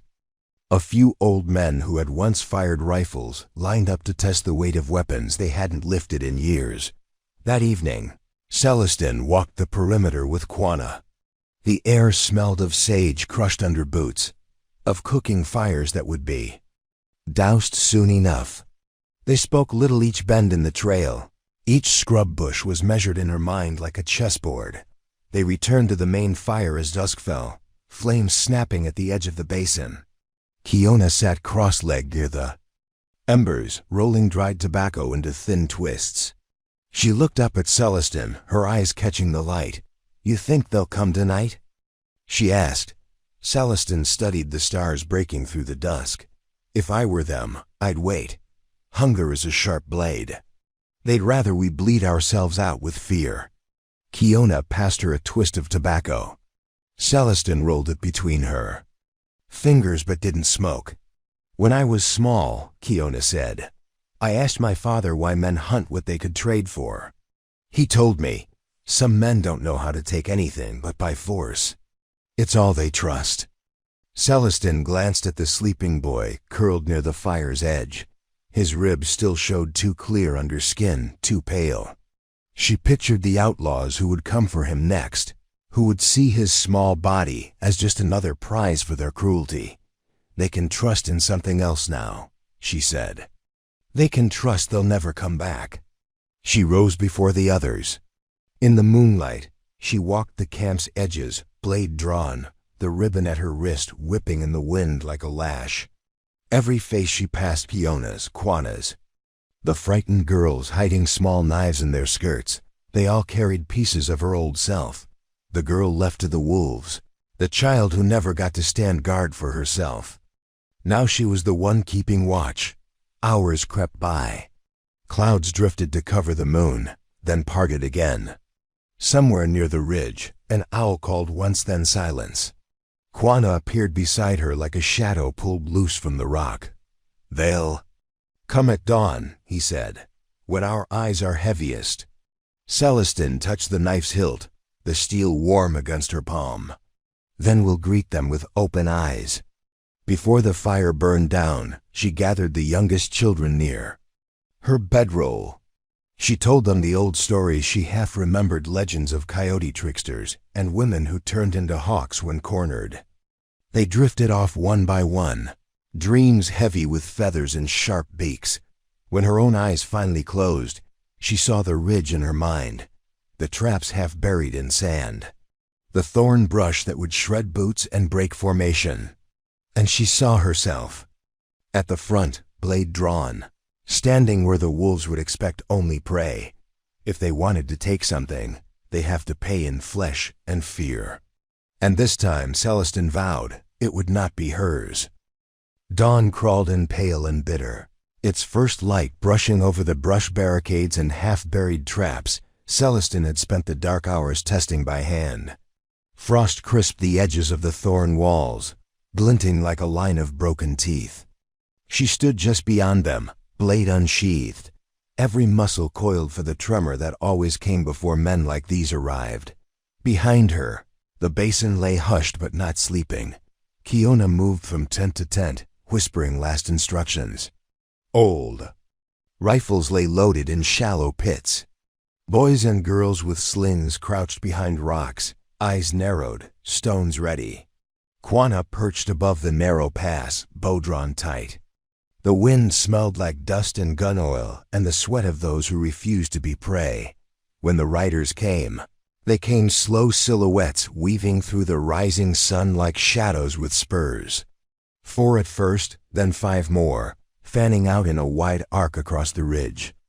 Celestin watched them pick their path, boots scraping rock, horses snorting at the unfamiliar scent of fear that didn't buckle but waited.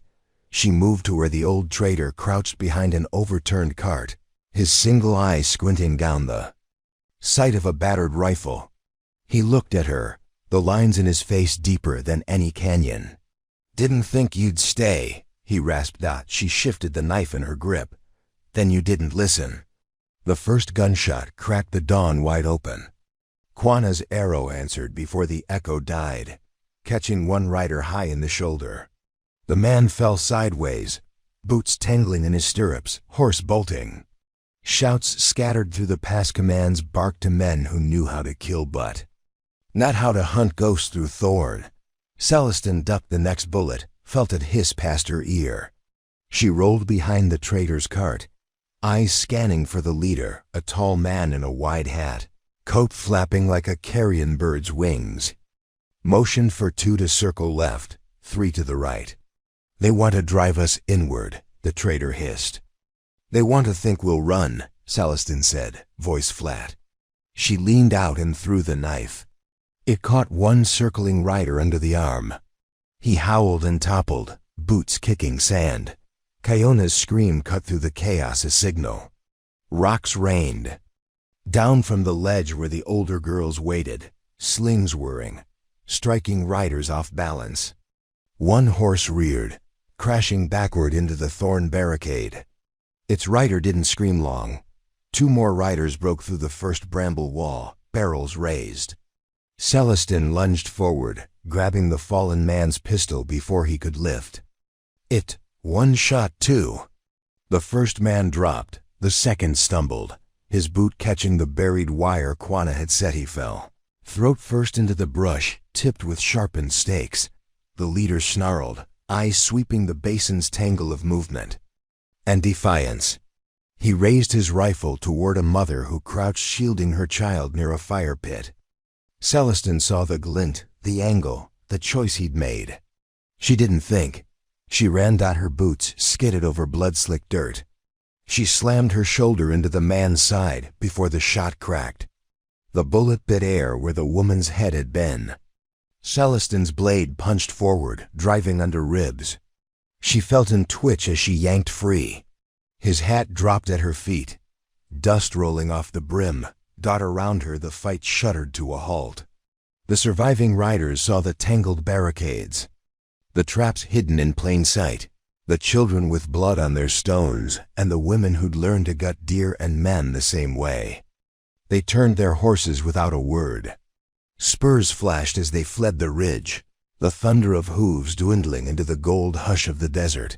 She stood there, breath ragged, the leader's lifeless eyes staring up at the sky they'd once believed. Only they owned. Quanah dropped from his perch, bow lowered, eyes dark and still. Keona's people emerged from the brush, faces smeared with ash and courage. Celestin walked the perimeter twice, dragging the leader's hat through the dust, marking the basin's mouth like a ward. "Let them see," she said, her voice loud. Enough to reach the trembling ones who now rose from their pits. "Let every man like him know what waits here." She returned to the center of the camp. Keona pressed a steaming cup of bitterroot tea into her hands. The woman's fingers trembled only once before they steadied. "You gave us more than a fight," Keona said. "You gave us teeth." Celestin looked around at the women tending the wounded. The children reloading rifles for the first time without shaking. "No one gave you that," she said. "You already had it. You just remembered." Night fell slow and soft. Fires flickered along the barricades, each flame a promise that they'd stand guard again if they must. Celestin sat with Quanah on the ridge, the wind picking at her hair. The hat lay beside her, its crown pierced with the hole she'd carved. "Will they come back?" she asked, though she knew the answer. Quanah's voice was quiet thunder. "They will. Wolves always do." Celestin brushed the ribbon at her wrist, now dark with dried blood and dust, still strong despite it. "Then they'll find me waiting." She stared into the shadows beyond the basin, the land stretching wide and wild as ever. For the first time since her father left her for dead, she felt no chill in its emptiness, only the sharp, quiet promise that she would never be prey again. The wind that swept the basin the next morning was raw, scraping through the thorn barricades and sending the leader's abandoned hat rolling across the dust, like a tumbleweed marked by ghosts. Celestin rose from her bedroll before the first call of the crows, her shoulders stiff, her knife already in her palm, its weight a reminder of what vigilance cost and what it guarded. She moved through the camp, checking traps with eyes that caught every tremor in the grass. Keona's people stirred slowly, pulling blankets tighter on children, the smell of cornmeal and boiled chicory wafting up from the central fire. The boy she'd saved from the dry riverbed ran toward her, a tin mug sloshing water against her wrist. "You didn't sleep," he said, worry creasing the dirt on his cheeks. Celestin managed a half-smile. Neither did the wolves. He didn't understand the words, but his arms wrapped around her waist anyway, small and fierce. She bent, pressing her forehead to his hair, feeling the warmth that steadied her more than any blade dot at the barricade's edge. Quanah waited. His horse grazed on what little scrub the dawn offered. He raised an eyebrow when she joined him. "Scouts saw fresh sign," he said, voice low. "2 ridges out, not riders this time, walkers, watching." "How many?" Quanah's lips thinned. "Too few to raid. Too many to be alone. They're testing the new edges." He pointed with his chin to the stone outcropping where the basin's natural choke point narrowed the approach. "We should show them what that edge means." Celestin nodded. Take me. They left the basin as the sun cracked gold over the hills. Celestin moved light, the red ribbon at her wrist snapping like a flag caught in storm winds. They climbed through dry ravines and yucca thickets until the rocks bled into open scrubland. There, on the high rise above a shallow wash, they crouched. Low dot below, a handful of men shuffled along the canyon floor, pale shapes against the sand. Not riders' broken boots wrapped in rags, rifles slung but loose. Deserters or drifters turned hyenas, hoping to pick off the edges of a settlement they thought too soft to notice. One man bareheaded, hair stringy like the ones before knelt, to examine an old trail marker Celestin herself had etched near the thorn trap line. He laughed, called something to the others. They answered with cruel jokes she didn't need to hear to know their taste. Juana's fingers brushed her shoulder. What do you see? She watched how they moved, the way they dragged packs of stolen goods behind them. How they didn't look at the shadows. How they expected the world to bow when they spat on it. I see they never learned the cost of mercy. And do you give it now? Celestin's eyes narrowed. No, not today. She rose, moving like a branch, snapping from a storm. Her boots crushed the rim of loose gravel, sending pebbles clattering into the wash. The men jerked up, rifles half lifted. Juana's bow twanged once an arrow buried in the sand near the leader's feet, a warning that tasted like blood. Put it down. Celestin called. Her voice cracked the silence open. The wind caught her braid, snapped the ribbon against her throat. The leader sneered, lips curled around rotted teeth. Look at this, the ghost girl from the basin. You think you scare us? She held his eyes, her knife gleaming with dawn's first fire. No, but what waits behind me will. From the rocks, Kiona's sons appeared, rifles braced on shoulders that no longer trembled. Women with slings stepped forward from sagebrush, eyes sharp and shoulders squared. The deserters hesitated, a crack in their hunger. Celestin took the chance. Drop what's not yours. Walk east and don't stop. If we see your backs again, the ground you lie in will be shallow and lonely. One man spit. You can't own this land. She stepped closer to the wash's edge, boots grinding gravel into the vein of the earth. We don't own it, but we bleed for it. So decide how much yours is worth. For a heartbeat, the canyon held its breath. Then the leader dropped his pack. The others followed. One by one they turned, feet scuffing dust as they fled down the washless wolves. More shadows with teeth dulled by the promise of a fight they'd never seen before. When the last silhouette vanished, Celestin exhaled. Her hands trembled, but only from the adrenaline that still tasted of iron. Juana's voice was a low echo. You gave them mercy. She watched the desert swallow the cowards. No, she said. I gave them memory. They gathered the dropped pack's blankets, a few tins of stolen food, a necklace that belonged to a mother who'd wept beside the basin fire just days ago. Each item returned was another stone in the foundation they laid by hand in fear and blood. They reached the ridge by dusk. The basin below glowed with firelight, smoke rising like prayers offered to a sky too wide to ever answer outright. Children ran to meet them.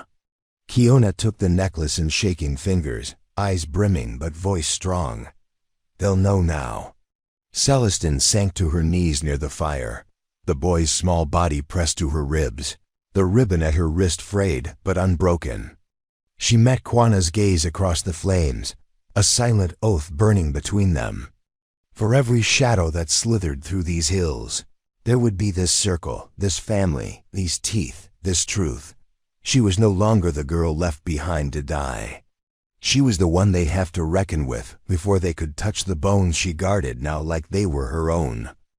The first rains came before dawn-thin needles of water that turned the basin's dust to rust-colored mud.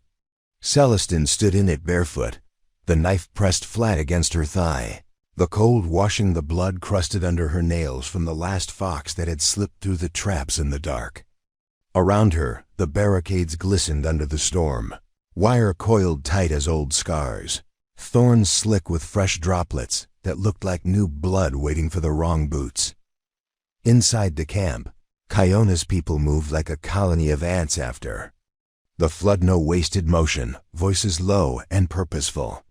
The trader's iron and Lydia's wire were nearly gone now, woven through every opening in the wall, turned into barbs where any hand would find its flesh, flayed open if it reached too. Far, near the spring, the boy helped one of Kyona's daughters stack firewood under oilskins. He caught Celestine's gaze and gave her a crooked grin, half a child's trust, half a promise that he'd watch her back if it came to that dot by mid-morning. Quanah returned from the southern ridge. His hair dripped rainwater down the braid that lay like a whip across his shoulder. He dropped to one knee beside the fire pit, spread out a strip of rawhide, and pointed to dark marks scratched into it.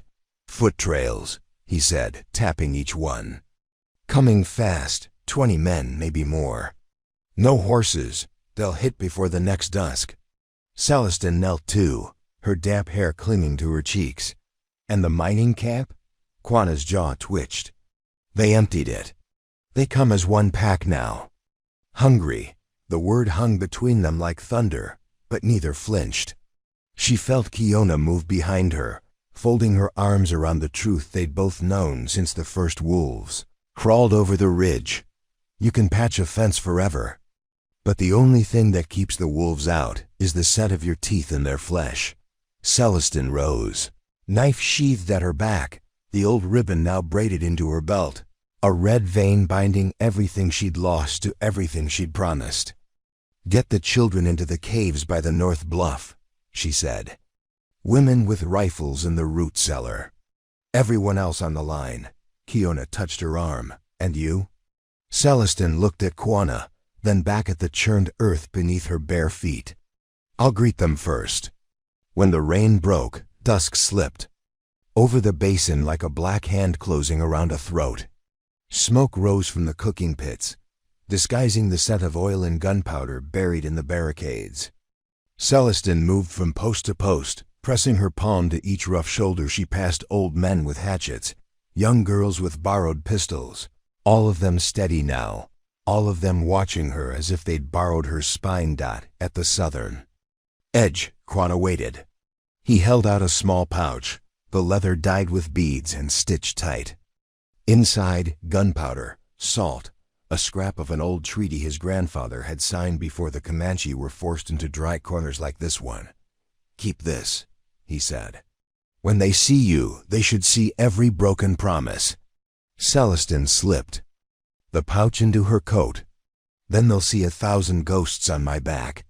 The first shapes came through the dying rain in single file, rifles propped on shoulders that bent under stolen coats. No flag, no call for surrender. Just boots in the mud and eyes like empty pits.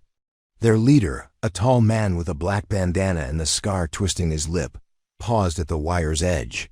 He sniffed the smoke, saw the fires, saw the children's shoes missing from the doorways, and grinned, as if that meant the prey was already halfway bled.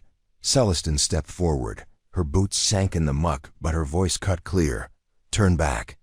You won't find anything here but graves." The man laughed, flashing broken teeth. "Little girl with a blade thinks she owns this dirt?" She shook her head. "No, but I'll bury you in it." His rifle twitched up, but she moved first, her knife spinning from belt to palm in a heartbeat. The men behind him hesitated, but Quanah's arrow found the first throat that tried to answer. Then the barricades came alive, rifles cracked, slingshot stones sharp enough to split bone. Fire flared from hidden pits where oil burned hot. As the fear in the raiders' eyes, Celestine ducked the edge of the wire, dragging the leader forward when his coat snagged. She felt the blade punch into his gut once, twice, then shoved him back into the thorns that drank him down like a sacrifice the land had been waiting for. They tried to push through, but the barricades didn't break, and neither did the ones behind them. Every step the wolves took forward left pieces of them behind, scraps of coat, boots torn open, blood that turned the rain to rust. When it was done, Dawn crawled back over the basin, red and thin and trembling. Celestin stood at the gate with the leader's bandana in her fist, black cloth soaked with rain and blood. She tied it to the wire above the entrance, a flag no army would claim, but every drifter would understand. Kiona stepped up, eyes rimmed with exhaustion but bright as embers. "You kept us here." Celestin looked at the boy, now asleep under her coat, his hand wrapped tight around the hilt of a knife too big for his small palm. "No, we kept each other."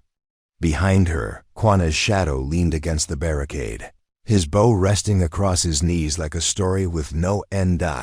And when the next wind came crawling over the hills, it carried the scent of rust and fire and the unspoken promise that no one would die quietly in this place again.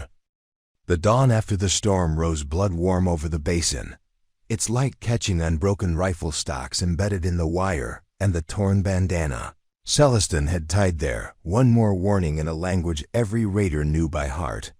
She stood before it barefoot, the mud cool under her heels, the breath of the land rising damp and living through the cracks left by last night's fight. Inside the barricades, the people stirred slow but steady.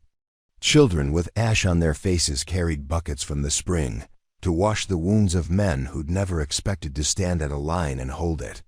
Kiona's hands moved from shoulder to shoulder, her voice low and unbroken as she counted the cost.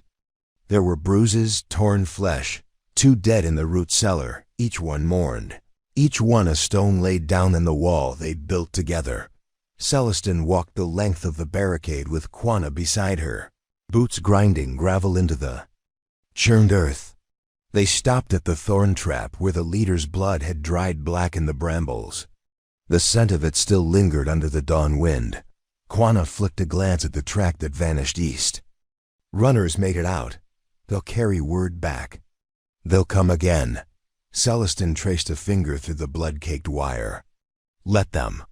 When she turned, the boy stood behind her, coat too big for his shoulders, knife clutched in a grip he'd learned from watching her. His eyes were wide, but not afraid. "Not anymore. Teach me," he said, voice a whisper, "so I don't run when they come."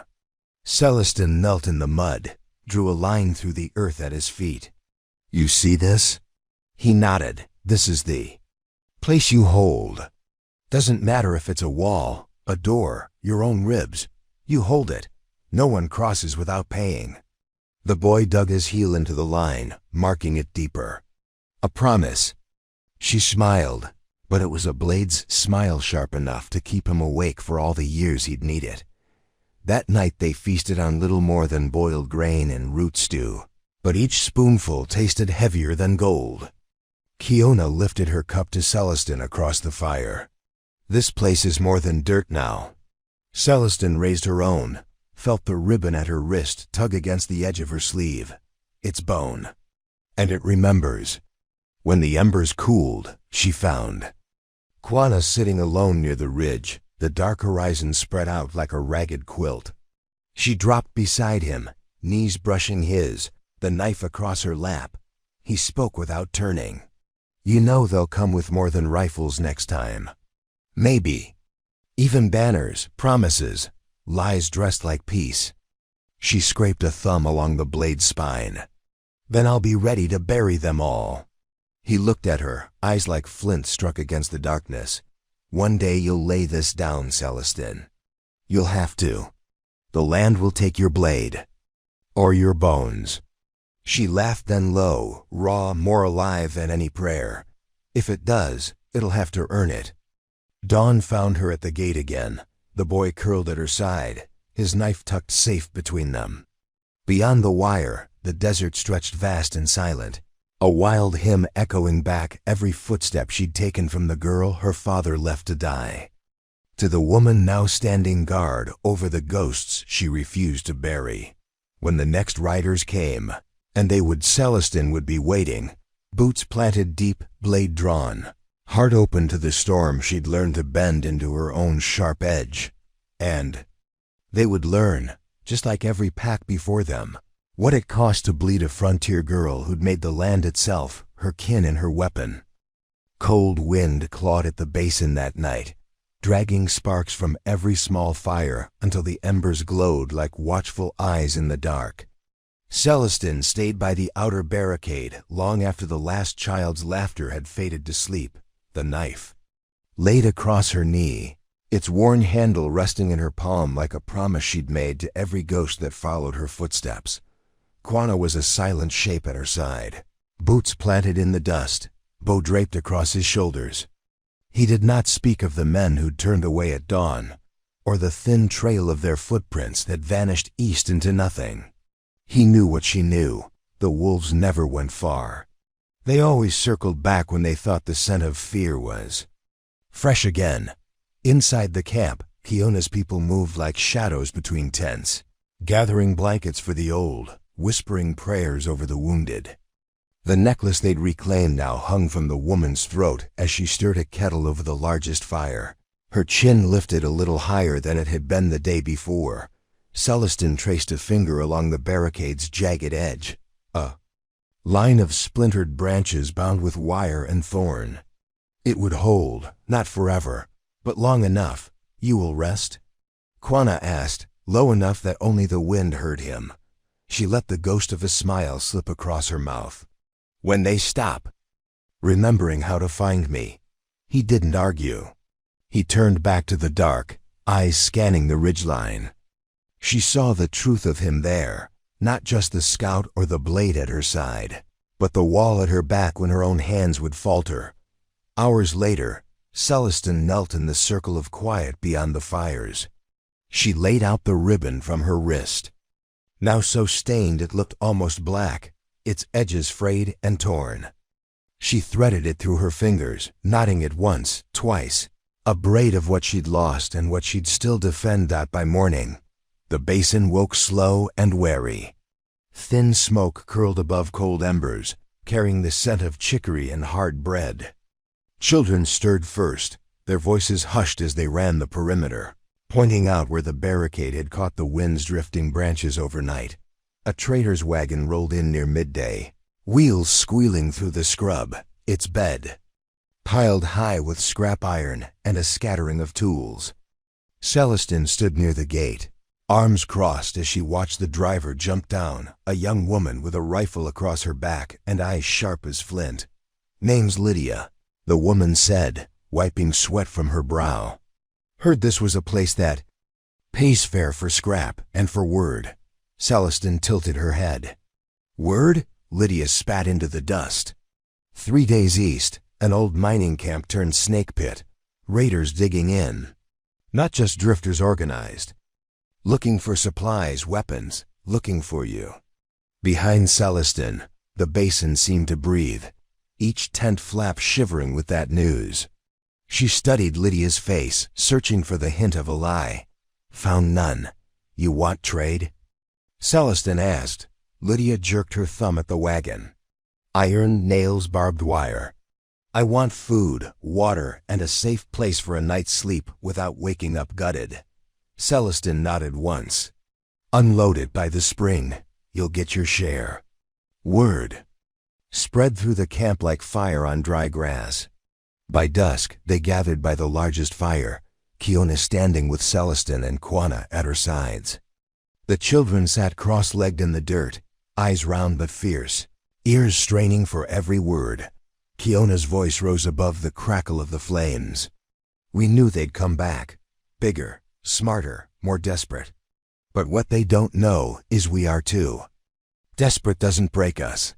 It sharpens us. Celestin felt every gaze shift to her. She felt the weight of every mother's